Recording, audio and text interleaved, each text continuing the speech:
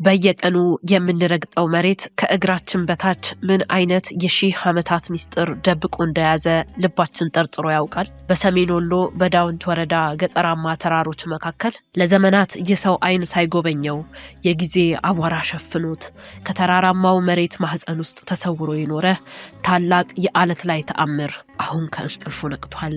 በሀገራችን በኢትዮጵያ የተሰወሩ አብያተ ክርስቲያናት አሉ፣ የተሰወሩ ከተሞች አሉ፣ የተሰወሩ ፒራሚዶች አሉ ሲባል እንሰማለን። ዛሬ ይዘናችሁ የምንሄደው እጅግ በጣም አስደናቂ ወደሆነ ስፍራ ነው። ይሄንን ሲነገር ምናልባትም ብዙዎቻችን እውነት የማይመስለን ነገር በዚህ ዘመን በሀገራችን በኢትዮጵያ እንግዲህ ብዙ ሺህ ዓመታትን ያስቆጠረ ቤተ መቅደስ ከመሬት ውስጥ ተቆፍሮ ወጥቷል። ይህ ፍልፍል አብያተ ክርስቲያን እንግዲህ ከአንድ ድንጋይ ወጥ ተደርጎ ተፈልፍሎ የተሰራ ሰፊ ቤተ መቅደስ መሆኑን ሰምተናል። ከተገኘ ገና 1 ዓመቱ ነው። በቁፋሮ ላይ ነው የሚገኙት ማለት ነው። የአካባቢው ማህበረሰቦች እዛ አካባቢ ቤተክርስቲያን አለ ሲባል በተለምዶ በወሬ ይሰሙ ነበረ። ከ1 ዓመት በፊት ግን ዋሻውን ሲቆፍሩት እጅግ አስገራሚ ህንጻ ቤተክርስቲያን መቅደስን አግኝተዋል ማለት ነው። ስለዚህ እነሱ ያገኙትን ሄደን ልናሳያችሁ ነው። እጅግ አስደናቂ የኢትዮጵያ ጥበብ ሚስጥር የሚገኝበት ስፍራ ነው። ስለዚህ አብረን እንጓዛለን። ወደ ቦታው ይዘውን የሚሄዱት ቦታው ሲቆፈርም የነበሩ ሲያስተባብሩም የነበሩ በዚህ አካባቢ የሚገኝ የጉባኤ ቤት መምህር ናቸው። ከሳቸው ጋር አብረን እንሄዳለን። ተከተሉ። ይህ የሰሜን ወሎ ዳውንት ወረዳ 07 ቀበሌ የሳህ ወይም ጎቢያ ተብሎ በሚጠራው ሚስጥራዊ ስፍራ ከባህር ወለል በላይ በ2479 ሜትር ከፍታ ላይ የተወቀረው የገርጊስ ፍልፍል ዋሻ ነው። አያቶቻችን በኢትዮጵያ ምድር የተሰወሩ ቅዱሳን መካናትና የጥበብ ማዕከላት አሉ ሲሉን እንደ ተረት አልፈነው ከሆነ ዛሬ ያ ተረት በስጋና በደም በጥንካሬና በጽኑ ዓለት ላይ ተቀርጾ በፊታችን ቆሟል። ወደዚህ ድንቅ ቦታ ለመድረስ የሚደረገው ጉዞ በራሱ የጊዜ ማሽን ላይ ተሳፍሮ ወደ ኋላ የመመለስ ያህል ያስገርማል። ከኩርባ ከተማ ተነስተው በጠጠር መንገድ 3.5 ኪሎ ሜትር ሲጓዙ የወርቅ መንደር ይደርሳሉ። የአንበሽት ደጋ ባዕታ ለማርያም ቤተክርስቲያንን ወደ ቀኝ ትተው ቁልቁለታማውን ሸለቋማውንና ዳገታማውን የደጋ መንገድ ለ20 ደቂቃ ያህል ሲያቋርጡ ከተፈጥሮ ጋር ተዋህደው የተደበቀው ተአምር መታየት ይጀምራል። ሰላም ነው ቴኔሳ? ሰላም ናችሁ? እንዴት ናት? እግዚአብሔር ይመስገን። ሰላም አላሽ? አለን እግዚአብሔር ይመስገን። አዲስ ወደ ተገኘው ፍልፍል ቤተክርስቲያን ይዘውን የሚሄዱት እርስዎ ኖት? እስቲ በቅድሚያ ግን ራስዎትን አስተዋውቁ። እኔ መምህር ዳዊት ሞላ እባላለሁ። በዳውንት ወረዳ ቤተ ክህነት ኩርማተ ከተማ የአራቱ ጉባኤያት መጻሕፍተ ትርጓሜ የአዳሪ ትምህርት ቤት መምህር ነኝ። የዚህ ደግሞ አዲስ የወጣው የጊዮርጊስ ፍልፍል ዋሻ ቤተክርስቲያን የኮሚቴ ሰብሳቢ ነኝ። እንግዲህ በኢትዮጵያ ውስጥ ስውር ቤተክርስቲያኖች አሉ፣ እንደው ስውር ከተሞችም አሉ እየተባለ አሁን በወሬ እንሰማለን ብዙ ጊዜ ማለት ነውና አሁን ግን ይሄ እንግዲህ እንደነገሩኝ እንደሰማሁት በመሬት ውስጥ ተቀብሮ ወይም ደለል ሞልቶት አፈር ሞልቶት ሲኖር የነበረ ነገር ነው ማለት ነው። መቼ ሰማችሁ? መቼ አወቃችሁ እናንተ እንዲህ አይነት ነገር ወደዛ እንዳለ? ይሄን ወሬውን ከኛ በፊት የነበሩ ትልልቅ አባቶች ባለ በእድሜ ዘመናቸው ጊዮርጊስ የሚባሉ አባት የመሰረቱት የቅዱስ ጊዮርጊስ ቤተክርስቲያን እንደነበረ በሆነ ሰዓት 1958 ሙሉ ለሙሉ አገልግሎት የተቋረጠበት ቤተክርስቲያን እንደሆነ ይሰማሉ። እንዲሁ በዙሪያው ያሉ ምዕመናን እስላሞችም ክርስቲያኖችም ድርቆ ያኖሩበታል። ፍየል፣ በግ፣ የተለያዩ እንስሳትን ይዘጉበታል። ሳያውቁ ግን ነበረ ቤተክርስቲያን ነበር እየተባለ ይነገራል። ያው ስለተዘጋ ቤተክርስቲያን አለ ከዚያ ውስጥ እንዲህ ያለ ታሪክ ይወጣል ተብሎ ለማሰብም የሚከብድ ነበረ። ምንም ፍንጭ አልነበረውም። ትንሽ ዋሻ ልክት ነበረ። ዋሻ ደግሞ አዲስ አይደለም። በአካባቢያችን እንዲሁ ቤተክርስቲያን ያልሆኑ የተፈጥሮ ዋሻዎች ስላሉ እንደዚያ ነው ተብሎ ብዙ ትኩረት አልተሰጠውም ነበርና አሁን ትኩረት ተሰጥቶት ወደ ስራ ገብተን ይህን ታሪክ እንድናወጣ ያደረገን አምና ግንቦት አካባቢ ከቤተ ክርስቲያኑ ስር የሚኖሩ ሙስሊሞች በሳቸው ተጠላልተው ግማሾቹ መስጊዱ አገልግሎት ሲሰጡ፣ ግማሾቹ ደግሞ መጠጊያ ሲያጡ ከላይ ዋሻ አለ ያንን አስፋፍተን ጎዝጉዘን ለምን አምልኮት አንፈጽምም ብለው በዓላቸውን ለማክበር ወደ ዋሻው መጥተው ጎዝጉዘው ያው ማክበር ያለባቸውን በዓላቸውን አክብረው ተመለሱና የኛ ወጣቶች ይህን ሲሰሙ ቤተክርስቲያን አለ፣ የጊዮርጊስ ዋሻ ነው፣ የቅዱስ ጊዮርጊስ ቤተክርስቲያን ነው፣ ለምን ሙስሊሞች ይሰግዱበታል በሚል ክርስቲያናዊ ቁጭት ከሙስሊሞቹ ጋር ሄደው ያው ፍትጊያ ውስጥ ገቡ። ግንቦት 19 አምና ላይ ሽምግልና እዚሁ ዳጫ ኢየሱስ የሚባል ቤተክርስቲያን አለ። ከዚያ ሙስሊሞቹም መጥተው የኛም ክርስቲያኖቹም ተገኝተው ሽምግልና ተካሄደ።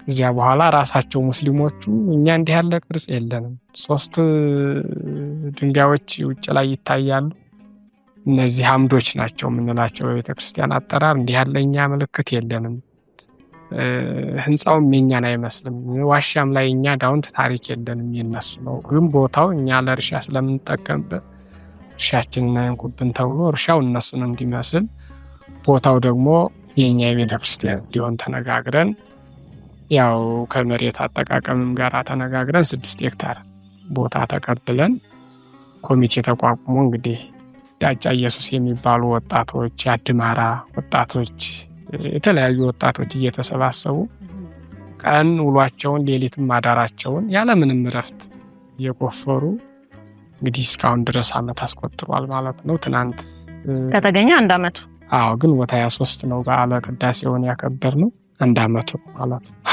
በጣም የሚገርም ነው። ስለዚህ አሁን እንደ ቤተክርስቲያን አገልግሎት እየሰጠ ነው ማለት ነው። ሙሉ አገልግሎት ይሰጣል። አገልግሎት መስጠቱ ብቻ ሳይሆን በጣም በርካታ ህዝብ እንደሚገኝባቸው አብያተ ክርስቲያናት ባለ 3 መንበር ነው። ቤተ መቅደስ ውስጥ ስንገባ ባለ 3 መንበር ነው። ምስዋር አለ፣ ቅዱሳን ነዋያት አባቶቻችን የመከራ ዘመን እንዲህ ወረራ ዘመን ሲመጣ አልባሌና የማይታሰቡ ቦታዎች ላይ ቅዱሳት ነዋያትን ቅዱሶችን ሰውረው ያኖራሉና እንደዚያ ሁሉ ያላለው ቤተ መቅደሱ ላይ ቤተ መቅደሱ በሚገርም ሁኔታ 3 መንበር ያለው ከ3ቱ መካከል እንግዲህ አምዶቹን ዝም ብለን ስንቆፍር ወጣቶቹ ስለማያውቁት ምን እንደሆነ ቆራርጠዋቸው የሉም መንበሮቹ።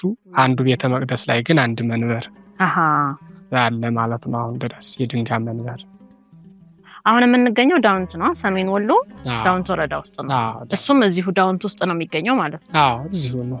ወደዚህ ይሄን እንዴት ነው መንገድ? አሁን ያለንበት ደጋ በዓታ ትባላለች፣ እንዲህ ፊት ለፊት የምናያት። እሺ፣ ቤተክርስቲያኑ ዘቀልት የሰሜን ወሎ ሊቀ ጳጳስ አቡነ ቄርሎስ መምህር ሙላቱ ከሚባሉ መምህር ዜማ የተማሩባት ቤተክርስቲያን ከግርጌዋ ያለችው ማለት ነው። አቡነ ቄርሎስ እዚህ ነው የተማሩት ማለት ነው። ዜማ የተማሩት መምህር ሙላቱ ከሚባሉ መምህር የተማሩበት ቦታ ነው ይሄ ቦታው። ስለዚህ ከዚህ ወረድ ብለን እንዲህ ወደ ምዕራብ አቅጣጫ ዘወር ስንል ጠንካራ ሰው በ15 ደቂቃ የሚሄደው መንገድ ነው። እንደው ደከም ያለ ሰው ደግሞ 20 ደቂቃ።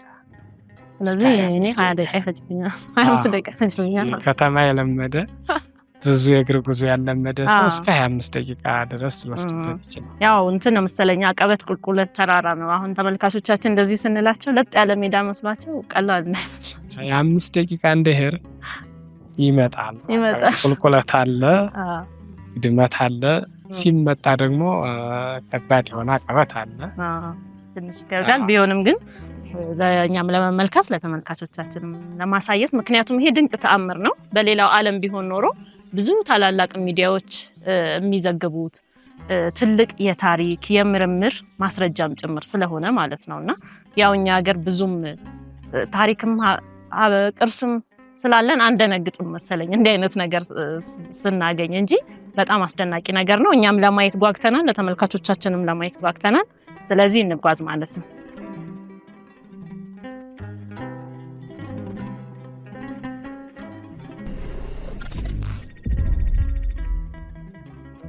ተመልካቾቻችን በኢትዮጵያ የተገኘውን ስውሩን ቤተ መቅደስ ለማየት እንግዲህ እየሄድን ነው የምንገኘው። ይሄ ቤተ መቅደስ በ4ኛው መቶ ክፍለ ዘመን በአብርሃና አጽብሃ ዘመን የተሰራ እንደሆነ እንግዲህ ታሪኩ እየወጣ ነው የሚገኘው ማለት ነው። ስለዚህ ከ1600 ዓመታት በላይ ተሰውሮ የቆየ ነው። በእርግጥ የተሰራበት ዓመት ነው እንጂ ይሄ አገልግሎት የሚሰጥ ነበረ። ከጊዜ በኋላ ግን ተዘግቶ ኖሮ ነው እንግዲህ አሁን ከ1 ዓመት በፊት በአካባቢው ሰዎች በቤተክርስቲያን አገልጋዮች ትብብር ሊገኝ ይቻለው ማለት ነው። ስለዚህ መንገዱን ጀምረናል፣ አብረን እንጓዛለን።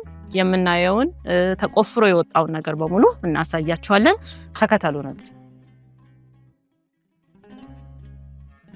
ቦታው እንግዲህ እንደሚታወቀው ዳውንት ብፁዕ አቡነ ሙሴ ካሰሯቸው አብያተ ክርስቲያናት አንዱ እንደሆነ የታሪክም እንዲሁ የራሱ የስነ ህንጻው ማሳያ አለው። አቡነ ሙሴ የሰሩት ከየድባ መቅደሰ ማርያም ጋር ስናስተያየው ሙሉ በሙሉ ያንን መስሎ የተሰራ ፍልፍል ዋሻ ቤተክርስቲያን ነው። ለብዙ ዘመናት ተዘግቶ በተለይ ከ1880 እስከ 84 በነበረው የረሃብ ዘመን ከአካባቢ የነበሩ ምዕመናን ፈልሰው አካባቢውን ለቀውት እንደነበር ከዚያ በኋላ እንግዲህ የሰው ኃይሉ እየተዳከመ እየተዘጋ እንደመጣ ነው ታሪክ የሚያሳየን። እናንተ መቼ ሰማችሁ? አሁን ይሄ ቦታ ቤተክርስቲያን መሆኑ ከታወቀ ከተቆፈረ ስንት ጊዜው ነው? እንግዲህ አመት እያስቆጠረ። ከአንድ አመት በፊት ምን ተፈጠረ እዚህ ቦታ ላይ? ከአንድ አመት በፊት ከተዘጋ በኋላ የአካባቢው ማህበረሰብ እንዲሁ ሳርም እያስቀመጠበት የተለያዩ አገልግሎቶችንም እየተጠቀመበት ተዘግቶ ነው የኖረው። ከዚያ በኋላ በዚህ በግርጌው በቤተ ክርስቲያኑ ግርጌ ሙስሊሞች የሙስሊም ማህበረሰቦች ይገኛሉ። እነሱ የአምልኮት መፈጸሚያ አድርገው ግንቦት አካባቢ ባለፈው አመት ማለት ነው ከዚህ መተው በዓል አክብረውበታል። ያው ጫትም ቅመውበታል። ሙሉ የበዓል ማክበሪያ ሆኖ በእነሱ ምክንያት ነው እንግዲህ ሊጀመር የቻለው። እነሱ መተው ሲሰግዱበት የኛ ወጣቶች ጊዮርጊስ እየተባለ ቀድሞ ቤተክርስቲያን ነበረ። እስከ 1958 አባ መኮንን የሚባሉ አባት እየመጡ ያጥኑት ነበር እየተባለ ታሪክ ይነገር ስለነበር እንዴት ቤተክርስቲያናችን መስጊድ ይሆናል በሚል ቁጭት ወጣቶች እነሱን አስቁመው እንቅስቃሴ ተጀመረ። ከዚያ ሲቀጥል በሙስሊሙና በእኛ በወጣቶቹ መካከል ተፈጥሮ የነበረው ተቃርኖ እንዲፈታ ዳጫ ኢየሱስ ቤተክርስቲያን ላይ ተሰባስበን ሽምግልና ተካሂዶ ሙስሊሞቹ ታሪካቸው እንዳልሆነ በተለይ ከነሱ መካከል አንደኛው ይሄ ቅርጽ የሚያሳየው ክፍሉ ሁሉ አሰራሩ የሚያሳየው የቤተክርስቲያንን ነው። ስዕል አለበት። የስዕል ቀለሙ ይታያል። ያ ደግሞ እኛን አይወክልም፣ ታሪካችን አይደለም። በታች ያለው ቦታችንና የእርሻ ቦታችን ነው፣ ከዚያ ውጭ ያለው ዋሻው የነሱ ነው ብለው በሽምግልና ዋሻው የኛ የቤተክርስቲያኒቱ መሆን እንዳለበት ተነጋግረን ባህልና ቱሪዝምም በቅርስ መዝገብነት መዝግቦ ከዚያ በኋላ ወደ 20 አካባቢ የሚደርሱ ኮሚቴዎች ተቋቁመው የቁፋሮ ስራ ወጣቶችን በማስተባበር በይፋ ተጀምሯል ማለት ነው። ከአምና ግንቦት ጀምሮ ከዛ ውስጥ ስትገቡ ቤተ መቅደስ መሆኑን ያው በደንብ አያችሁ። መጀመሪያ ስንገባ እንግዲህ ከፍ ብሎ ትንሽ ሊያንቀሳቅሰን የሚችል ቅኔ ማህሌት ነው ያገኘ ነው። ሲቆፈር ግን ወደ ታች ርቀት እንዳለው ድምጽ ይሰማን ነበር። መጀመሪያ ላይ እንደገባን የምናገኘው ቅኔ ማህሌቱ እንዲህ አጎንብሰን በትንሽ ሰው ባጭር ሰው ቁመት እንኳን ሊደረስበት በሚችል መልኩ ትንሽ ሆኖ ነበር ያገኘ ነው። ሲመታ ድምጽ እያሰማ ወደ ታች ርቀት እንዳለው እያመላከተ በተቆፈረ ቁጥር ወደ ታች እየወረርን ሄደን ቅኔ ማህሌቱን ማግኘት ችለናል። ከዚያ በኋላ ከቅኔ ማህሌቱ ወደ ቅድስቱ ወደ መቅደሱ እና ወደ ምስዋሩ ገብተን ቁፋሮን የላይ ቁፋሮ ቆፈር። ከዚያ ወደ ታች ደግሞ ወደ ጥልቀት እየወረርን በሄድን ቁጥር እየራቀ እንትኑ ጣራው እየረዘመ መጣና መጨረሻ ላይ ልክ ሊሾ በሚመስል መልኩ አሁን ገብተን ውስጥ ላይ እንደምናየው ጭንጫ የሆነ መሬት አገኘን። ከዚያ በኋላ መቆፈር አልቻልንም። በዚያ ልክ ቀጥሏል ማለት ነው። ውስጥ ገብታችሁ እንግዲህ ቤተ መቅደሱን ስታዩት በድባ ቅዱስ ማርያም አቡነ ሙሴ የሚገኘውን ቤተ ጊዮርጊስን ይመስላል አሰራሩ። ከዛ ተነስታችሁ ነው አቡነ ሙሴ ናቸው ያነጹት ለማለት ቻላችሁት? ለዚያ ነው። ከዚያም በተጨማሪ ገድለ አቡነ ሙሴ ይነግረናል። አቡነ ሙሴ በዓለም ብዙ አብያተ ክርስቲያናትን 10,000 አብያተ ክርስቲያናትን አንጸዋል ይላል። በኢትዮጵያ ደግሞ 500 አብያተ ክርስቲያናትና ከዚያ በላይ እንዳነጹ ይነግረናል።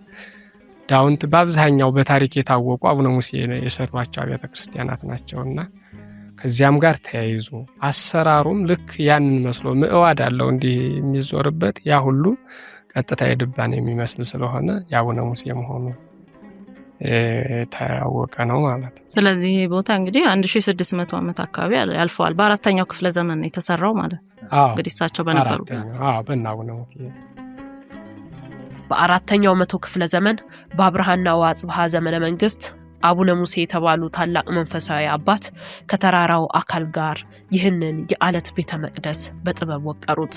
ጥንታውያኑ የሲነ ህንፃ ሊቃውንት ያለምንም ሲሚንቶ ያለምንም ማያያዣ ተራራውን እየፋቁና በጨለማ ውስጥ ብርሃን እየፈጠሩ በ13 ሜትር ርዝመት በ9.4 ሜትር ወርድና በ2.5 ሜትር የጣራ ቁመት የተዘረጋ ታላቅ አዳራሽ ከመሬት ልብ ውስጥ አወጡ።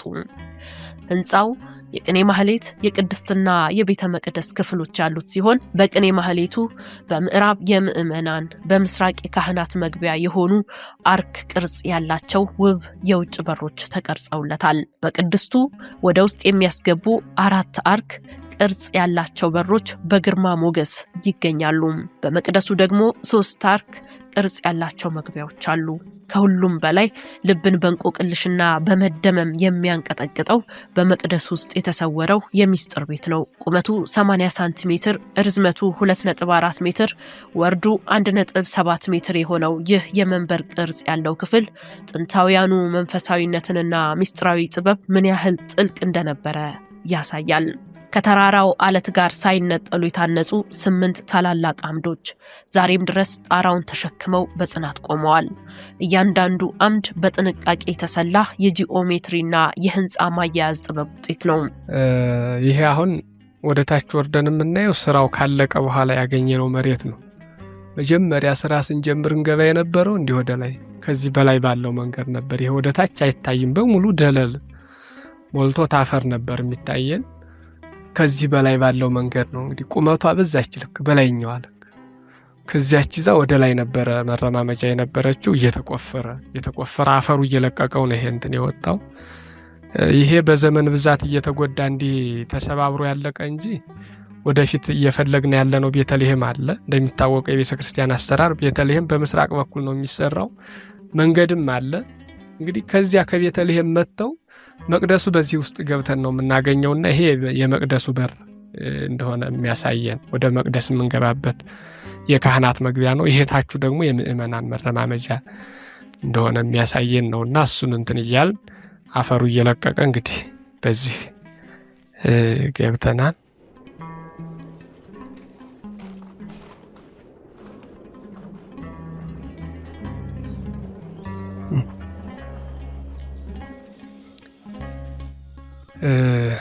ይሄ ቅኔ ማህሌት የሚባለው የቤተ ክርስቲያን የመጀመሪያው ክፍል ነው። እንግዲህ ቅኔ ማህሌቱ እንደሚታየው ያው ተሰውሮ የኖረ ወይም ደለል ተጭኖት የኖረ ነበር። እስከ አምና ድረስ በላይኛው ልክ ይሄ በሙሉ አይታይም። እኛ ያለንበት በሙሉ አፈር ነበረ። በወዲህም እስከ ላይ ድረስ አፈር ተጭኖት ደለል ገብቶበት ተዘግቶ የኖረ ነው። እንግዲህ ወጣቶች እየቆፈሩ ከዚህ አድርሰውታል። ቅኔ ማህሌቱ ላይ የሚታዩ እንትኖች አሉ። ከዚህ አንድ አምድ አለ። ይሄ የምናየው ከዚህ አንስቶ እስከ ላይ ድረስ የተገናኘ ትልቅ አምድ ነበረ። ይሄ ያው ሙስሊም ማህበረሰቦች ቅድም እንዳልኩት በስራችን ያሉት እነሱ በማወቅም ባለማወቅም ቆርጠው ለሙቀጫ እየተጠቀሙበት እንዳለ ነው የሚታወቀው። ይሄ ተቆርጦ ሄደ ነው ማለት ነው። ከዚህ ውጭ ያሉትም እኒህም አምዶች አሉ። እንደምታዩቸው ከብዙ ዘመን ከዘመኑ ብዛት የተነሳ አፈሩ ተጭኗቸው ተሸራርፈው የተወሰነ ለምስል ነው ቆመው የምናያቸውና ቅኔ ማህሌቱ እንግዲህ በከተማም ከምናያቸው ዘመናዊ ሆነው ከሚሰሩ አብያተ ክርስቲያናት ባልተመናነሰ መልኩ ደረጃውንና ጥራቱን ጠብቆ በስፋት የሚገኝ ክፍል ነው ማለት ነው። ከዚህ ወደ ላይ ይሄ እንግዲህ ተፈጋፍጎ የጠፋ ነው። ስዕል እንዳለበት ቀለም ያሳየናል። እየፈገፈጉ እንዲህም ጢስም እያጨሱበት እንደኖረ ይሄው ጣራው የሚታየው የጭስ ምልክት ነው። ከዚያ በተጨማሪ ግን ይሄንን በራሱ ሊቆርጡት እንደቆራረሱት ነው እኛ የደረስነው እና ስዕሉ ይሄ ቀለሞቹ ይሄው አረንጓዴ፣ ቢጫ፣ ቀይ የሆነ ቀለም የሚታየን ነውና ይሄ ሙሉ ስዕል በስዕል የተሸፈነ እንትን እንደሆነ የሚያሳየን ነው። ከዚህ ወደ ውስጥ እንገባለን።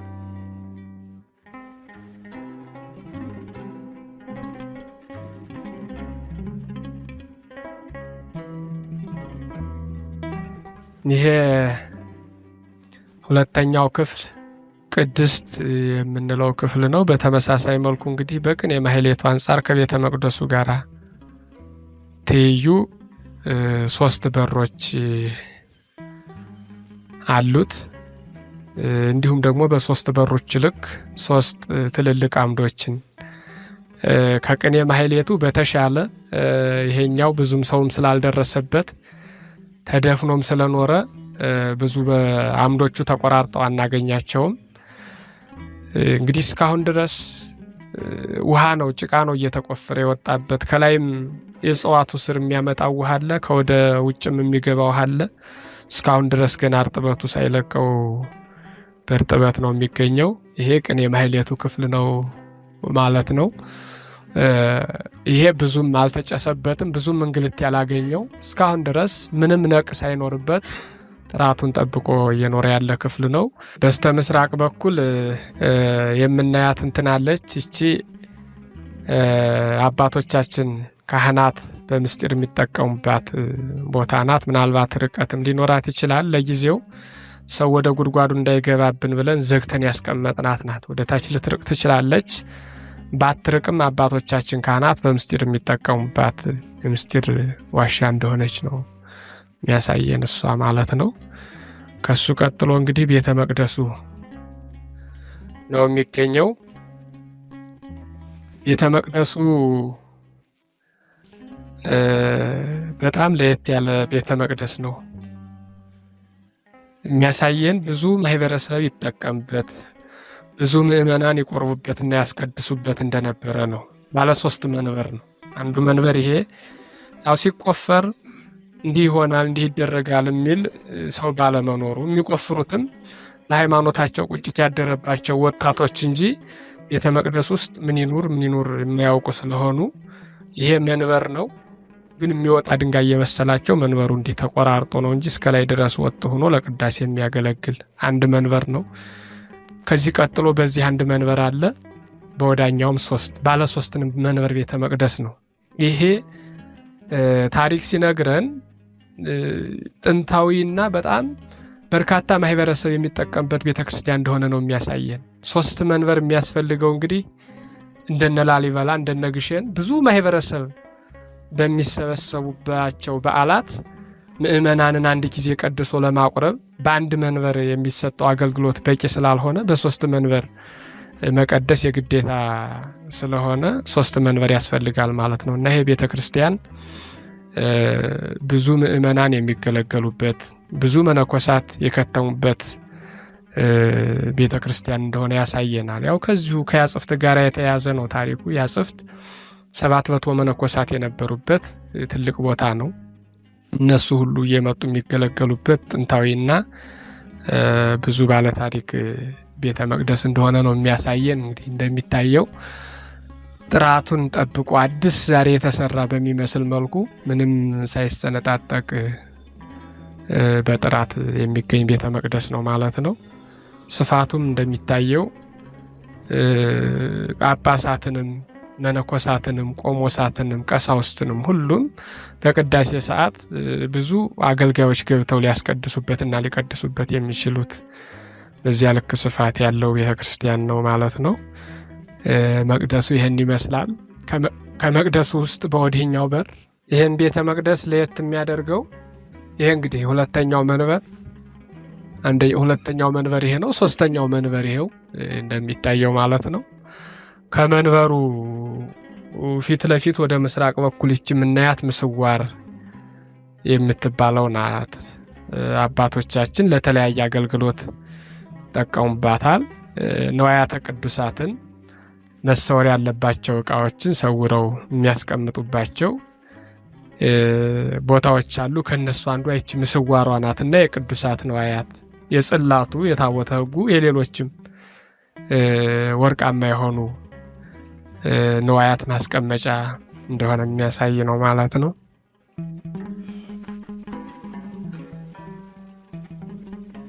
ይችን ያት ምስዋሯ በሚገርም መልኩ እዚህ ላይ የታቦተ ሕግ ማስቀመጫ እሱን ሊያስቀምጥ የሚችል የተደላደለ ደረጃ ያለው ቦታ እንትን እንዳለ ያሳየናል። ከዚያም አባቶቻችን እንዳይጨልማቸው በዚች የአቡነ ሙሴ ህንፃ ለመሆኑም ሌላው ማሳያችን ይሄም ሁሉ ይሆናል። አቡነ ሙሴ እያንዳንዱን ህንፃ ሲሰሩ የፀሐይ ብርሃን መግቢያ ብርሃን የሚገባበት እየሰሩ ነውና በወዲህ ብርሃን የሚገባባት መስኮት አውጥተው ነው እቺን ምስዋር ያስቀመጧትና ይቺ ምስዋር የምንላት ቦታ ናት ማለት ነው። ይህ ቦታ ተራ ፍርስራሽ አይደለም፣ ሕያው የታሪክ ማህደር እንጂ። እስከ 1880ዎቹ ድረስ የቅዱስ ጊዮርጊስ ጽላት ይወደስና ይቀደስበት የነበረ ቅዱስ ስፍራ ነበረ። ህዝቡ ወደ ደጋማው አካባቢ ሲለቅና ጽላቱ ወደ ሌላ ስፍራ ሲሄድ ስፍራውን ለማስታወስ አካባቢው ገርጊስ ተብሎ መጠራት ጀመረ። አካባቢው የራሱ የሆነ የታሪክ መዝገበ ቃላት አለው። የበር የተባለው ስፍራ የቀደሙት አስተዳዳሪዎች በጋራ በመገናኘት ሶስቱን አብያተ ክርስቲያናት በአሻጋሪ የሚቃኙበት ጥንታዊ የታሪክ ማዶ ነበረ። ከዚህ ይዘን ይሄ ቀጥታ የድባን ማየትና ይሄን ማየት ምንም ልዩነት የለውም። የድባ አቡነ ሙሴ እንዲህ ብለን ሂደን ይሄ እናቶቻችን በወዲህ ሂደው የሚዞሩበት ምዕዋድ ነው። በወዲህኛው ደግሞ የአባቶቻችን የወንዶቹ አለና በትልቁ የአቡነ ሙሴ ህንፃ እንደሆነ የሚያሳየን ይሄ አሁን አባ የሚያልፉበት መንገድ በቀጥታ የድባ ቅኔ ማህሌቱ ይሄ ነው። የሴቶቹ ምዕዋድ ይሄ ነው። ይህም በተመሳሳይ መልኩ ደረጃውም አምዱም በቀጥታ ከየድባ ጋር የተመሳሰለ እና ያንን የሚገልጽ ቦታ ነው ማለት ነው። እዚህኛው ቤተክርስቲያን ውስጥ ያሉት ክፍሎች እንግዲህ እነዚህ ናቸው ማለት ነው። ከዚህ ሲቀጥል ደግሞ በወዳ ሄደን የምናገኘው ሌላ ክፍል ራሱን የቻለ ቤተክርስቲያን አለ። እነዚህ ሁለቱ አጽመ አበው ያረፉበት እንግዲህ ሊቃነ ጳጳሳት ይሆናሉ ተብሎ ይታሰባል። የእነሱን አጽም ያገኘንበት አጽማቸውን አውጥተን ሌላ አጽመ አበው የሚያርፍበት ቦታ አስቀምጠነዋል። እነዚህ ሁለቱ ግን የአባቶቻችን መቃብራት እንደሆኑ ቅርሱ የቤተ ክርስቲያን እንደሆነ ማሳያችንም እንዲህ ራሳቸው ወደ ምዕራብ ዙረው የተቀበሩ አካላት ናቸው ያገኘናቸው። እንግዲህ እያንዳንዱ የራሱ የሥርዓተ ቀብር ስላለ የሙስሊም አጽም ቢሆን ወደ ምስራቅ ዙሮ ነበር የሚቀበረው። ኦርቶዶክሳውያን ወደ ምዕራብ አዙረን ቀብራለን። ስንነሳ ወደ ምስራቅ ዙረን እንደምንነሳ ነው መጻሕፍት የሚነግሩንና ይሄ የአባቶቻችን አጽም ያረፈበት መካነ ዕረፍታቸው እንደሆነ ያሳየናል ማለት። ከዚህ ሲቀጥል እንግዲህ በወዳኛው ሌላ ራሱን የቻለ ቤተክርስቲያን አለ። እዚሁ ጋር ተያይዞ ወደዛኛው እንሄዳለን። ይህ እንግዲህ አምደ ወርቅ ወይም ሊቀ ካህናቱ የሚቀመጥበት የብሉይ ኪዳኑ የሊቀ ካህናቱ መቆሚያ አምሳል የሊቃውንቱ መቆሚያ ነው። ይሄ ክፍሉ የሚያሳየን ስዕል እንዳለበት ያው ቅድም ያየነው ነው ማለት ነው። እየተፈረፈረ ሰዎች በእጃቸውም በሌላ ማቴሪያል እየጫጫሩት ከዚህ የደረሰ እንጂ ደምቆ የሚታይ አሁን ድረስ ቀለሙ ጉልት ጥርት ብሎ የሚታይ አረንጓዴ፣ ቢጫ፣ ቀይ ቀለም ያለው በዚያ ከለር የተሳለ ስዕል ያለበት ነበረ። ይሄ እንግዲህ እንዲህ የሚያሳልፍ አምድ ነው። ተቆርጦ ነው አፈሩ ጋውን እየበላው ወደ አፈርነት እየተቀየረ እንደምታዩት ይሄ ምሰሶው ከገሃነት ወደ አፈርነት ተቀይሮ እንደምናየው ይህም በተመሳሳይ መልኩ በዚያው ልክ ተቀይሮ የተቆረጠ ነው እንጂ ከወዳ ጀምረን እንዲህ አልፈን በወዳ ድረስ የሚያዞር የድባ አቡነ ሙሴ እንደምናየው የተያዘ መዟሪያ እንደሆነ ነው የሚያሳየን ማለት ነው።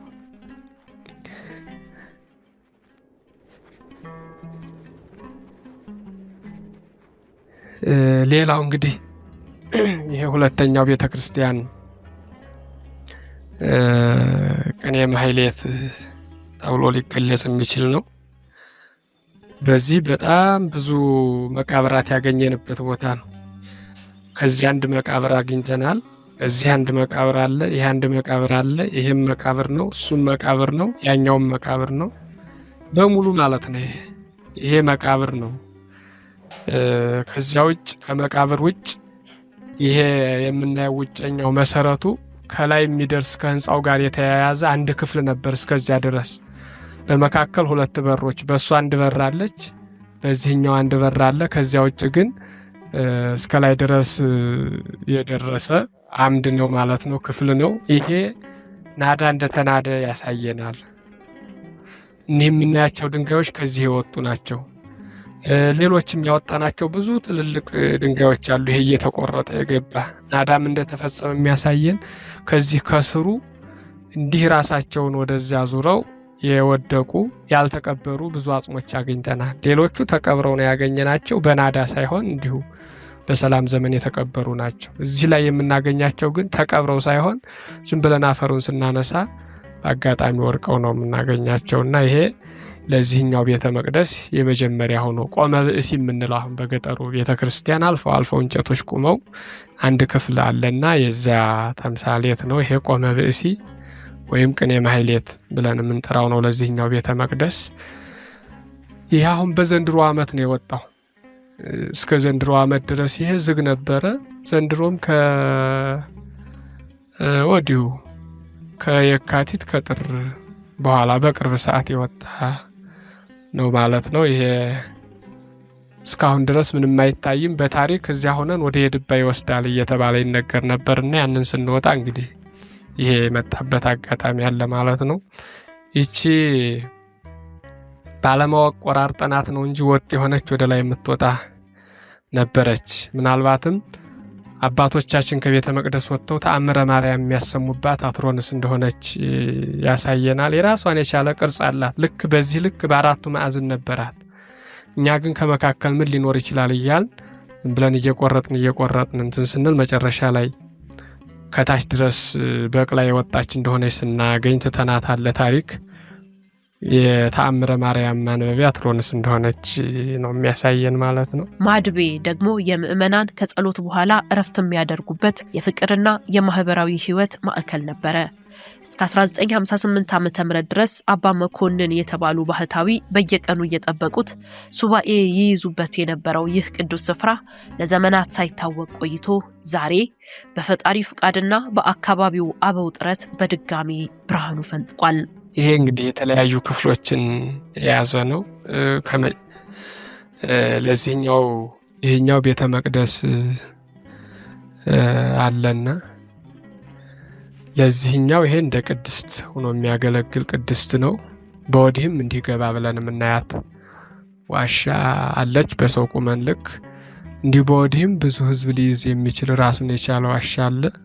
ወደሱም እንዲህ የሚያሳልፍ ሌላ ዋሻ አለ። እንግዲህ ቁፋሮ ሲጀመር በሱ ገብተን ነው ይሄ ሁሉ ክፍል የወጣው። አንደኛው በሱ፣ ሁለተኛው በወዳኛው ሌላ በራለች እና በእነሱ ገብተን ያገኘነው ነው።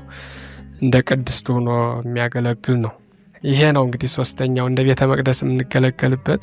ይሄ እስካሁን ድረስ ገና እርጥበቱ አልተለየውም፣ ውሃ ነው ውስጡ።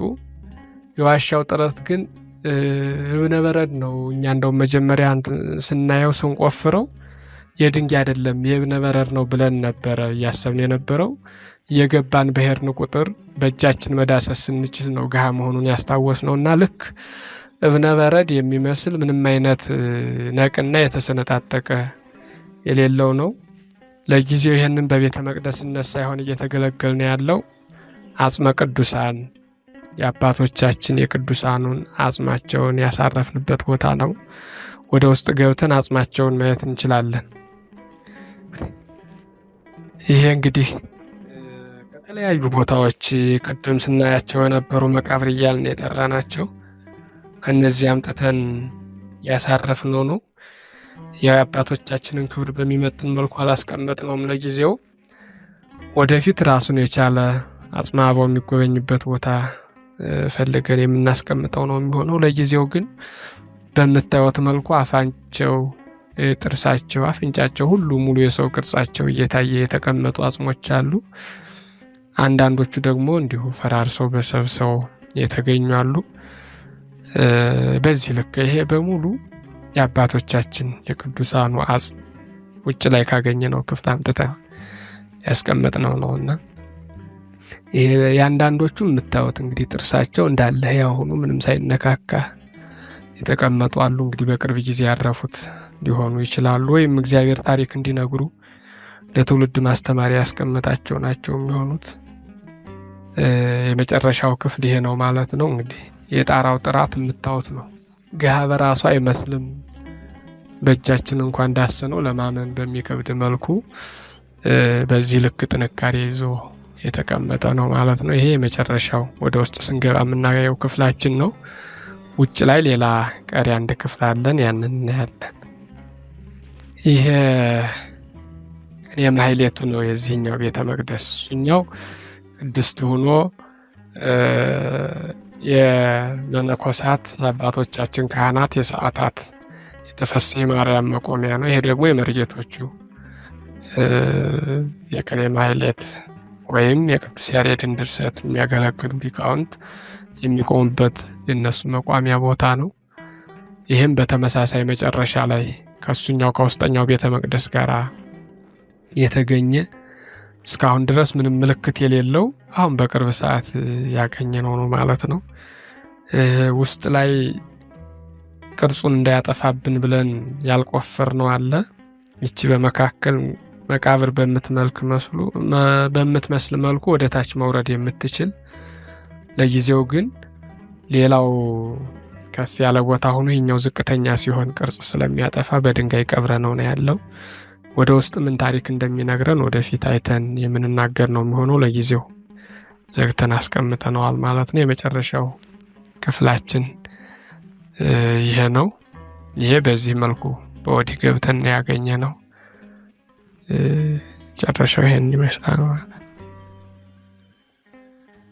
ተመልካቾቻችን እንግዲህ የተገኘውን ቤተ መቅደስ ተቆፍሮ የወጣውን ተመልክተን መተናል ማለት ነው። እጅግ በጣም አስደናቂ ነው። እንግዲህ ያለፉ አባቶቻችን በየቦታው በየሸለቆው በየበረሃው በየተራራው ሰርተውት ያለፉት ነገር በተፈቀደለት ጊዜና ዘመን እየተገለጠ ነው የሚገኘው ማለት ነው። ይሄም እንግዲህ እግዚአብሔር ባለው በፈቀደው ጊዜ ተቆፍሮ ወጥቶ ለማየት በቅተናል። ሲኔታ የሚሉት ነገር ካለ በስተመጨረሻ ለተመልካቾቻችን ማስተላለፍ የሚፈልጉት ነገር ካለ? እኔ በመጨረሻ ማስተላለፍ የምፈልገው መልእክት ይሄ ቤተክርስቲያን እንግዲህ እንዳየ ነው አባቶቻችን ብዙ ታሪክ ሰርተውበታል፣ ብዙ መስዋዕትነትም ከፍለውበታል፣ ብዙ ቅዱሳን አርፈውበታል። አሁን ድረስ ሕያው አጽማቸው በቤተ መቅደሱ ውስጥ ይገኛል። ይህን ቁፋሮ በአጭር ጊዜ እንድናጠናቅቅ የረዳን የአባቶቻችን የቅዱሳኑ አጽማቸው ቃል ኪዳናቸው ምልጃቸውና እርዳታቸው ነው። አሁን ከኛ የሚጠበቅብን ስራ አለ። በዘመናቸው ባልተመቸ ጊዜ፣ ዘመኑ ባልተሰላጠነበት፣ ብዙ ነገሮች ፈታኝ በሆኑበት ሰዓት፣ እንዲህ ብዙ ማህበረሰብ በሌለበት አንድ አባታችን ብፁዕ አቡነ ሙሴ እግዚአብሔር እያገዛቸው መላእክት እየተራዷቸው በእሳቸውም ቆራጥነት ብዙ ስራዎችን ሰርተዋል። በዘመናቸው ማኖር ያለባቸውን ታሪክ አኑረው ሄደዋል። ይሄ ትውልድ እንግዲህ የአባቶቻችንን ድካም፣ የእነሱን መስዋዕትነት ማስታወስ፣ የእነሱን ታሪካቸውን ማስቀጠል ከሁሉም ሰው ይጠበቃል። ይሄ ቤተ ክርስቲያን ሰው ትኩረት በመንፈቁ ታሪኩን ታሪክ አድርጎ ባለመያዙ ተቀብሮ ኑሯል። አሁንም ከዚህ በኋላ ትኩረት ካልተሰጠው፣ የተሰባበሩት አምኖች ካልተቀጠሉ፣ እንዲሁም ደግሞ ነቅ የሚያሳዩ የተሰነጣጠቁ አለቶች እነሱን በቅርብ ሰዓት ክትትል ተደርጎ ጥገና ካልተደረገላቸው ነበር እያል የነበር ታሪክ ነጋሪዎቹን የምንቀርበት አጋጣሚ ያለና እንዲህ ከመሆኑ በፊት ሁላችንም ሀሳብም አንድ ድጋፍ ነው፣ ገንዘብም ሌላው ድጋፍ ነው። እንዲሁ ታሪክን መጥቶ ታሪኩ ቦታ ተገኝቶ ታሪኩን ማየት ሌላ ድጋፍና እርዳታ ስለሆነ ሁላችንም ታሪኩ ላይ ርብርብ አድርገን ይህን ታሪክ መጠበቅ ብንችል፣ ታሪክ እንዳይወቅሰን ራሳችንን ከታሪክ ወቀሳ ብናድን የሚል መልእክት ማስተላለፍ ፈልጋለሁ። ህንፃው የጥገና እንክብካቤና የጥበቃ ጥሪ ያቀረበ ቢሆንም መገለጡ ግን ለወደፊቱ ምርምር፣ ለቱሪዝምና ለብሔራዊ ኩራታችን አዲስ ተስፋና መንፈሳዊ ጥንካሬ ሰጥቶናል። እኛ የምንረግጠው መሬት ተራ አፈር አይደለም። በውስጡ የሺህ ዓመታት ታሪክ፣ የእምነት ጥናትና የዘመናት ምስጢርን የተሸከመ የተቀደሰ መድረክ እንጂ። ጥንታውያኑ አባቶቻችን በጽኑ አለት ላይ የወቀሩት አሻራ አልጠፋም። ጊዜው ሲደርስ ከመሬት ልብ ውስጥ እየወጣ እውነቱን ይመሰክራል። በቀጣይ ጊዜ በዚች ምስጢራዊ ምድር ላይ ስትራመዱ እርምጃችሁን በዝግታ አድርጎት። ምክንያቱም ከእግሮቻችሁ በታች የነበረው የጥንታውያን ጥበብና የዘመናት ምስጢር አሁን መገለጥ ጀምሯልና።